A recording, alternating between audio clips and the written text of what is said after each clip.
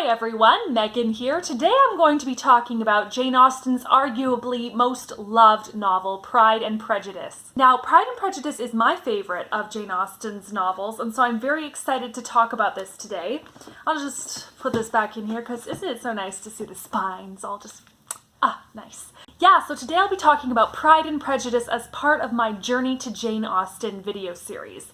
Now, originally I was going to be going to England to visit Jane Austen's homes and all those different places, but because of the coronavirus, I am not going this year, but hopefully next year. However, I am going to continue on with my rereads of Jane Austen's novels. I'll link the full series below of my Journey to Jane Austen videos, but at this point, I have now reread all six of her six major novels many times, but I've now reread them all specifically for this project. And next up, I'm going to be rereading The Watsons and Sanditon, both of which are incomplete works. She stopped writing The Watsons because, well, it's not really known why she stopped writing The Watsons, but she moved on to other things.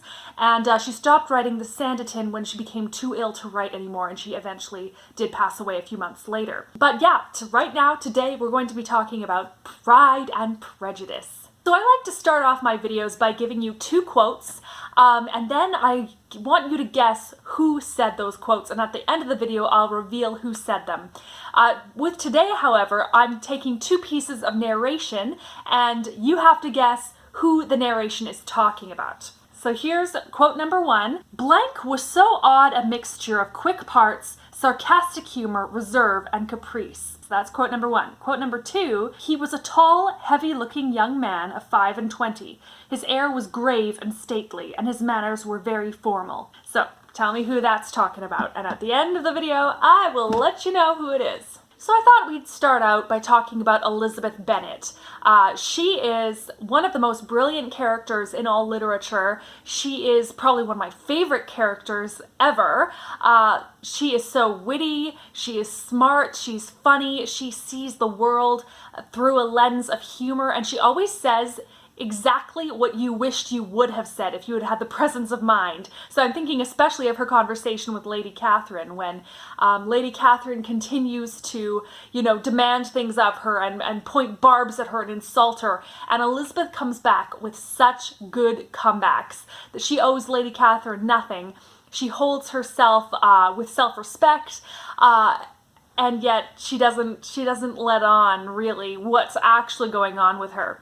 Oh, in case I didn't say it already, there will be spoilers for Pride and Prejudice. This time around reading it, I totally was coming from Lizzie's perspective. When Mr. Darcy proposed to her the first time and she was just livid. First she was astonished, like completely shocked, and then she was so angry. I totally felt what she was feeling. I was so angry at Mr. Darcy, and it's like, I know that, we still have some misunderstandings about him at this point. He hasn't proved himself yet, but during all of that, oh my goodness, I just was like, Mr. Darcy!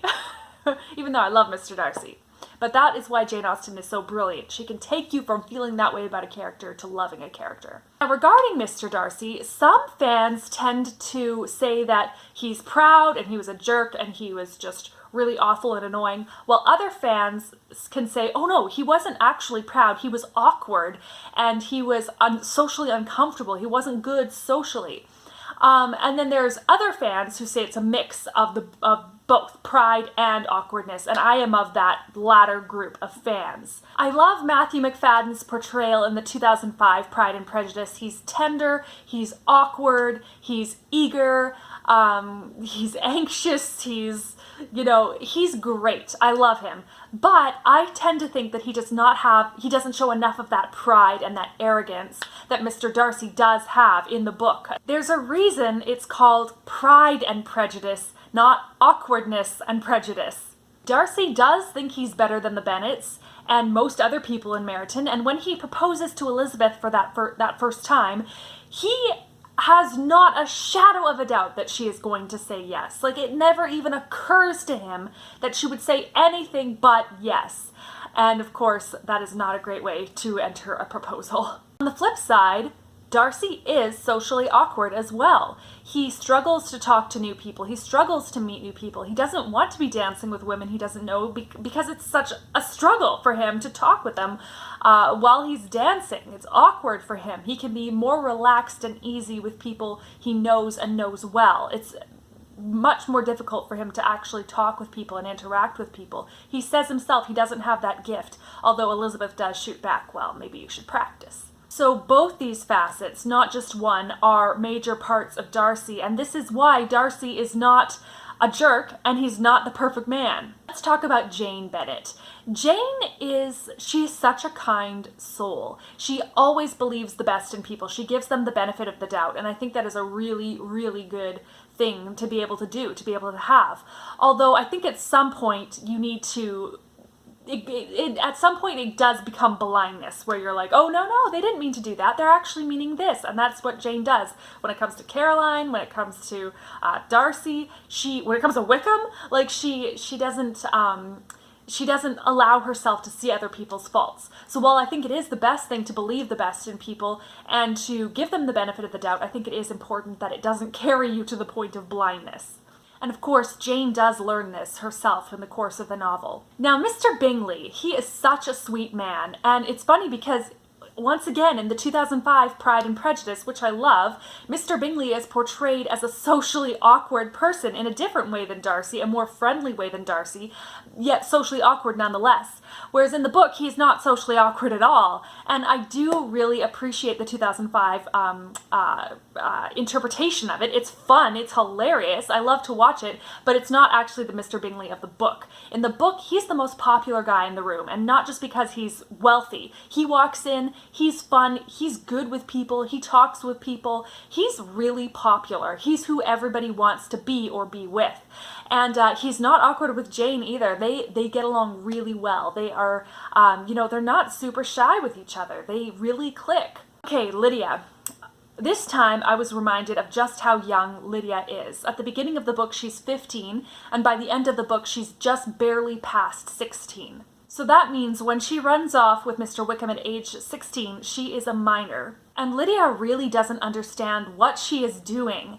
One thing that I find interesting that is often cut from adaptations, but that is in the book, is that when Darcy finds Wickham and Lydia in London, his first thing, the first time he speaks to Lydia, it isn't to tell her about how he's getting this marriage, he's going to make this happen. No. The first thing that he says to Lydia is he tries to convince her to leave Wickham.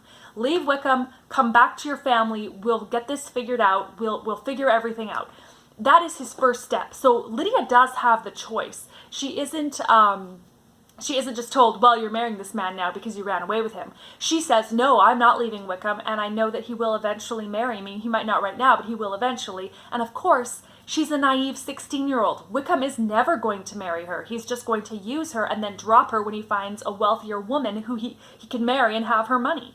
At 16, she is childishly and immaturely making a choice that will affect the rest of her life. And who can blame her? She's 16. She's young. She's had parents who haven't raised her to understand the ways of the world. Her father has let her get away with stuff. Her mother encourages her. I wish that Mr. Bennet and Mrs. Bennet would have come and got Lydia and brought her back home. They would have been well within their rights to do that. Mr. Darcy would not have been in his rights to do that. That would have been kidnapping, to take Lydia away from Wickham and bring her back to Longbourn.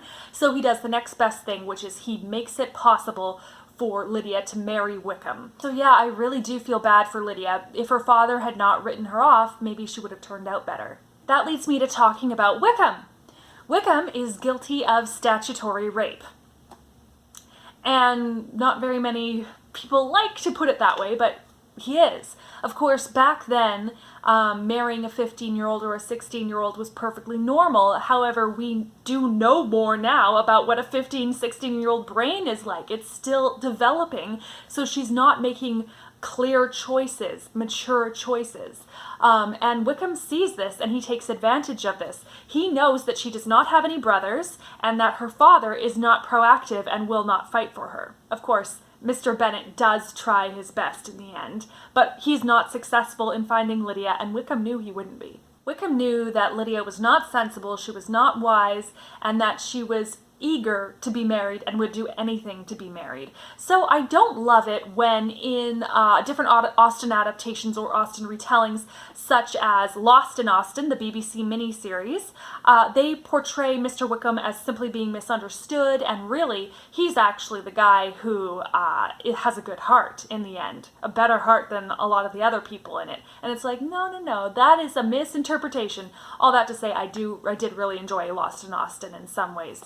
But not the interpretation of Mr. Wickham. He is a cad, he is a villain, he is a rogue, he is a rake. I'll just touch really briefly on Mr. and Mrs. Bennet because I have talked a bit about them already. Mrs. Bennet is hilarious and very annoying. Mr. Bennet, I was more annoyed with him this time around because he just did not stand up for his family, or he just couldn't bother with his family. He gave his wife up to just be an object of ridicule for himself. He loved Jane and Lizzie, but he favored Lizzie over Jane, and the other three girls he just totally gave up as lost causes and abdicated his role as their father. So while he is funny, he bothered me more this time around than he has before. I could handle Mrs. Bennet more than Mr. Bennet. Okay, now for the quote reveal. So the first quote was, "Blank was so odd a mixture of quick parts, sarcastic humor, reserve, and caprice. And if you guessed Mr. Bennet, you are right." Isn't that such a good description of Mr. Bennet? It is so good. Like, wow. Jane Austen, putting those words together gives such a vivid image of Mr. Bennet. Now the other one, he was a tall, heavy-looking young man of 25. His air was grave and stately, and his manners were very formal. If you guessed Mr. Collins, you were correct. And it's funny because a lot of times in adaptations, Mr. Collins is played by an older man, like in his 30s or 40s. He's usually short, and he can sometimes be very jovial, but Mr. Collins is actually grave and serious, and I do love all interpretations of Mr. Collins, whether they're accurate to the book or not. Mr. Collins is a wonderful character, and I love every adaptation's interpretation of him. Like, Matt Smith's in Pride and Prejudice and Zombies, not accurate at all to the book. Yeah, he is youngish, which he's supposed to be, but he's tall and thin, and, well, I guess he is supposed to be tall in the book too, but, and he is jovial. He is so jovial, not grave at all, and I love it. I love Matt Smith's interpretation of Mr. Collins. I think it's wonderful. So yeah, that is all I'm going to say on Pride and Prejudice today. I'd love to chat about it further in the comments. Let me know who your favorite Pride and Prejudice character is, or who your favorite heroine is. For a lot of people, it's Lizzie Bennet. It's Lizzie Bennet for me. So yeah, that'll be all for now, but may you all be filled with peace, hope, love, and joy. So take care, everyone. Bye.